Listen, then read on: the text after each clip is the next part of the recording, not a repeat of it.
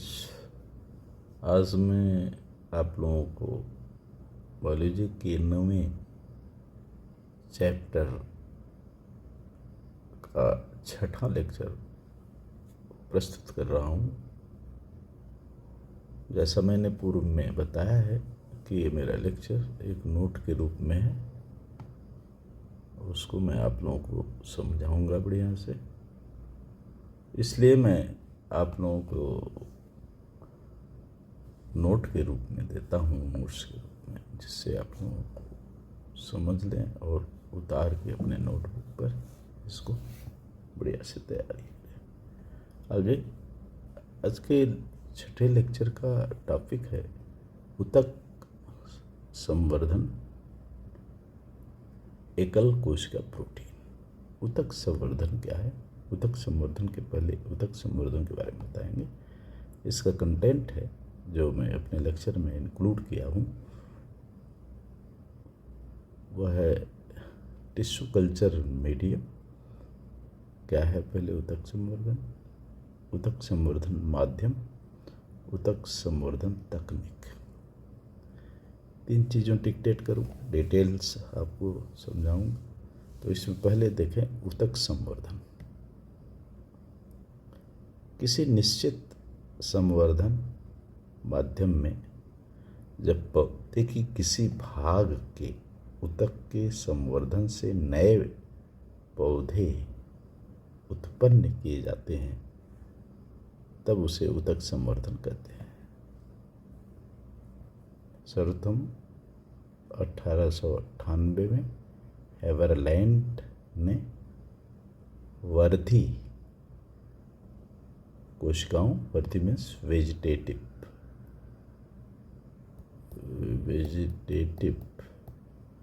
कोशिकाओं को पोषक माध्यम में संवर्धन कराने का प्रयास किया था। हेनिंग ने 1904 में मूली वंश के परिपक्व भ्रूण को अनुकूल परिस्थितियों में संवर्धित कराया और उनकी पौधे बनाई।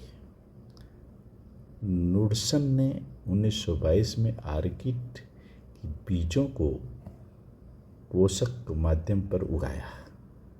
स्टीवार्ड एवं उनके सहयोगियों ने गाजर की जड़ के ऊतकों का उपयोग ऊतक संवर्धन हेतु किया।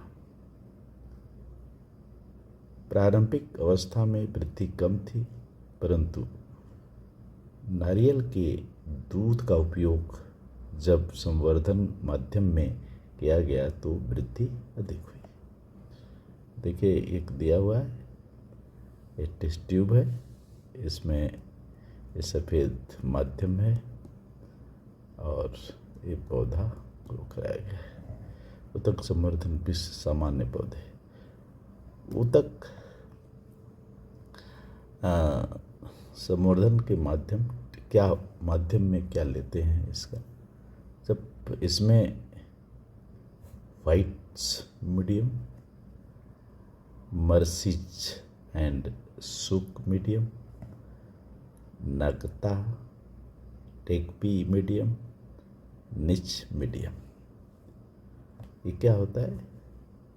पोषक माध्यम तरल अथवा ठोस, अर्ध ठोस हो सकता है। पोषक माध्यम में अगर मिला देने से इसे अर्ध ठोस में बदला जाता है। अगर एक प्रकार का प्रोडक्ट है जो एल्गी से तैयार किया जाता है, एल्गी से प्राप्त होता है। सामान्य पोषक माध्यम में कुछ पोषक तत्व जैसे कार्बनिक लवण, कार्बनिक यौगिक एवं विटामिन के अतिरिक्त ऑक्सिन्स, कीटिन जैसे वृद्धि नियंत्रक भी मिश्रित किए जाते हैं। पोषक माध्यम में प्राकृतिक पादप सारस्वत एक्सट्रैक्ट जैसे नारियल का दूध, ईस्ट, सारस्वत भी मिलाया जाता है। These are the nutrients, micro organic, inorganic और कुछ ये हार्मोन्स पादप हार्मोन्स मिला करके अर्धठोस बना लिया जाता है। अर्धठोस करने का काम करता है अगर सूक्ष्म जीव पोषक माध्यम में प्रारंभ से ही उपस्थित हो सकते हैं। इन्हें नष्ट करने के लिए पोषक माध्यम को ऑटोक्लेव किया जाता है, स्टरलाइज किया जाता है। इसको माध्यम को कांच के फ्लास्क कल्चर ट्यूब में डालकर ऑटोक्लेव में 15 से 20 सेकंड 120 डिग्री सेल्सियस पर उबाला जाता है। स्टरलाइज करने के लिए एक क्रिया होती है ऑटोक्लेव। आप कुकर प्रेशर में भी इसको कर सकते हैं। कोशिकाओं, ऊतकों, पादपों, अंगों का पात्रे संवर्धन पात्र में सीधे तभी संभव है जब पोषक माध्यम में सभी तत्व विद्यमान होता है। अर्थात हम किसी पौधे को जमीन में नहीं उगाते हैं, इसको सारे न्यूट्रिएंट्स देकर उगाना पड़ता है। पोषक माध्यम में अकार्बनिक, कार्बनिक पोषक तत्व होते हैं। वृद्धि हार्मोन उसमें मिलाया जाता है जिससे उनकी वृद्धि समुचित हो। ऊतक संवर्धन के अर्जम दशाओं एसेप्टिक कंडीशन का होना आवश्यक है। एसेप्टिक बने, स्टेलाइज हो, वहाँ पर बैक्टीरिया, वायरस सबका प्रभाव ना हो। और इस प्रकार से ऊतक संवर्धन का कंडीशंस पैदा होता है। ऊतक संवर्धन की तकनीक, टिश्यू कल्चर की टेक्निक्स क्या है?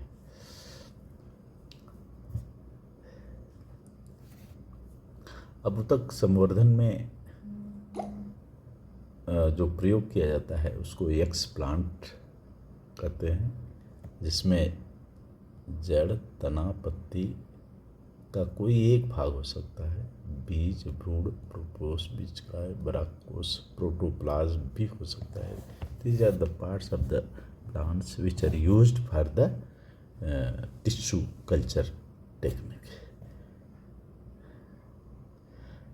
अब करते कैसे हैं ये प्रोसेस? एक्सप्लांट को कल्चर ट्यूब या फ्लास्क में रखे गए पोषक पदार्थ पर संरोपित, इनक्यूबेट कर दिया जाता है, समरोपित किया जाता है, रखा जाता है उस पर। यह संपूर्ण क्रिया को रोगाणु रहित कक्षों, उष्णमान 20 से 30 डिग्री सेल्सियस कक्षों में संपन्न किया जाता है। इसके लिए यूवी लाइट का चैम्बर बनाया जाता है। उस चैम्बर में इसको पेड़ पौधे को पहले स्टेलाइज किया जाता है और फिर वहाँ पर इसको ट्रांसफ़र किया जाता है वो टेस्ट ट्यूब और या फ्लास्क में, जिसमें जेली टाइप मीडियम रखा हुआ है। संरोपित कोशिकाओं का समूह में विभाजित होकर ऊतकों का एक समूह बनता है। ऊतकों के इस संगठित समूह को कैलस कहते हैं। पहले यदि एक सेल लिए हैं तो 2 सेल बनेगा, 8 सेल बनेगा, 64 सेल बनेगा। इस तरह से एक समूह बन जाता है जिसे कैलस कहते हैं। कैलस ज़्यादा कैलाई बनाते हैं। ये धीरे धीरे बहुत सारे कैलस बनाए जो कैलाई एम्ब्रॉइड्स बनाते हैं। जड़, तना या एम्ब्रॉइड्स बनाने के विभिन्न पोषक कैलस बनाने और उसकी वृद्धि के विभिन्न वृद्धि हार्मोन उपयोग किया जाता है, जैसे auxins 2,4-D, cytokinins. These are the hormone, plant hormones which are used for the increasing the growth of the callus. जब इस प्रकार के माध्यम पर एक्सप्लांट को समर्पित किया जाता है तब उसकी कोशिकाएं बड़ी तेज़ी से विभाजित होने शुरू हो जाती। जब इसका प्रयोग किया जाता है हार्मोन्स का तो 3 सप्ताह के अंदर कैलस के पास मांस प्राप्त हो जाता। कैलस मांस बहुत सारा, यहाँ देखिए चित्र में दिखाया गया है। चित्र में दिखाया ये पेट्री डिश इसको कहते हैं। इसमें पहले टिश्यू कल्चर मटेरियल्स डालते हैं, फिर इसके बाद न्यूट्रिएंट्स वगैरह डाल दे, ऑक्सीजन डाले, माने पादप हार्मोन, फिर इसमें ये सैंपल डेवलप्ड इनटू प्लांट इसमें डालते हैं और प्लांट देखिए इस तरह से प्लांट डेवलप होने लगता है। उतक अब हम ये तो वो हो गया। अब उतक संवर्धन के बारे में बताएंगे। उतक संवर्धन के बारे में देखिए बच्चों, जैविक पुष्टि, एकल सिंगल सेल प्रोटीन के बाद अब हम एकल कोशिका प्रोटीन क्या है, जैव पुष्टिकरण के बारे में बताएंगे। तो एकल प्रोटीन, एक कोशिकीय सूक्ष्म जीवों से प्राप्त प्रोटीन को एकल प्रोटीन कहते हैं। सूक्ष्म जीवों का प्रोटीन अच्छे स्रोत के रूप में मनुष्य तथा पशुओं के पोषण के प्रयोग में लाया जाता है। जैसे इसमें जो यूज होता है एकल प्रोटीन के रूप में, जो सूक्ष्म जीव हैं, माइक्रो ऑर्गेनिजम्स, ईस्ट, स्पिरुलिना, जैव पौष्टिकरण, बायो फर्टिलाइजर, जनन स्वास्थ्य को सुधार के लिए विटामिन तथा एकल प्रोटीन सिंगल सेल प्रोटीन के रूप में प्रयोग किया जाता है। एक सूक्ष्म जीवी, अब इसका देखो, सिंगल सेल को प्राप्त प्रोटीन को एकल प्रोटीन कहते हैं। सूक्ष्म जीवों को प्रोटीन के अच्छे स्रोत रूप में मनुष्य पशुओं को पोषण के लिए मोस्ट जो यूज्ड होता है माइक्रो ऑर्गेनिज्म ईस्ट है, और ईस्ट, स्पिरुलिना और ईस्ट। एकल प्रोटीन सभी अमीनो अम्ल को प्राप्त होते हैं। वर्ग स्थान पर जीवाणु ईस्ट बेहतर प्रयोग होता है, स्रोत है, क्योंकि खाद के रूप में उच्च वर्गीय पौधों में लाइसिन अमीनो एसिड अम्ल नहीं पाया जाता है। एकल प्रोटीन के उत्पादन में कम स्थान की जगह आवश्यकता पड़ती है, और इसमें शैवाल, स्पाइरुलिना, कोरेला आदि हैं जो एकल प्रोटीन के रूप में प्रयोग किया जाता है। गणना की गई कि सोयाबीन में 0.5 टन सोयाबीन से 40 किलोग्राम प्रोटीन प्रति 24 घंटे में प्राप्त हो सकती है।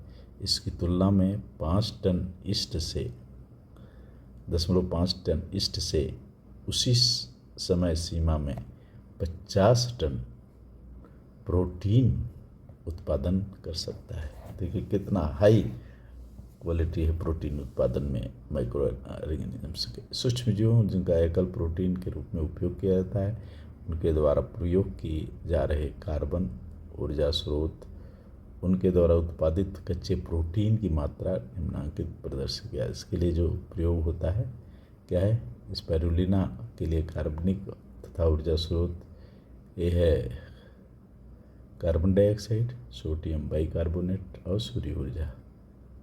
एक कच्चा प्रोटीन 60% प्रोडक्ट करते हैं। सिनेडेस्मस कार्बन डाइऑक्साइड, सूर्य की ऊर्जा, केवल कार्बन डाइऑक्साइड सूर्य की ऊर्जा इनको चाहिए 55%। और सैक्रोमाइसिस सेरेविकी, ये जो है सोरा, इनके लिए सोरा चाहिए, जो गन्ने चीनी के बनने बाद जो बचता है, और 50%। जैव बायो फर्टिलाइजर, जनन स्वास्थ्य सुधार के लिए विटामिन युक्त उच्च प्रोटीन समृद्धता, प्रजनन, फसलों का विकास जैसे पुष्टि बायो फर्टिलाइजर कहलाता है। यह उन्नत पोषक तत्वों के समावेश के उद्देश्य से प्रजनन कराया जाता है। और इसमें कौन कौन सा चीज़ें होती है बायो फर्टिलाइजर से? विभिन्न विटामिन तथा अन्य पोषक युक्त फसलों के नई किस्में विकसित की जाती हैं बायो फर्टिलाइजर से, जिसमें हमको क्या मिलता है, विटामिन युक्त जो फसलें सब्जियां उगाई जाती हैं, गाजर, पालक, कद्दू आदि, विटामिन सी युक्त करेला, सरसों, टमाटर, बथुआ, और आयरन युक्त पालक, बथुआ, प्रोटीन युक्त मटर, फ्रेंच बीन, ब्रॉड बीन और सेम, ये चीज़ें उससे उगाई जाती हैं बायो फर्टिलाइजर से, जो स्वास्थ्य के लिए बहुत ही लाभप्रद होती है बच्चों। हमारा लेक्चर यहीं ख़त्म हुआ। आप मेरे अगले लेक्चर का इंतज़ार करें और इस मेरे वीडियो को लाइक ज़रूर करें, सब्सक्राइब भी कर लें। धन्यवाद।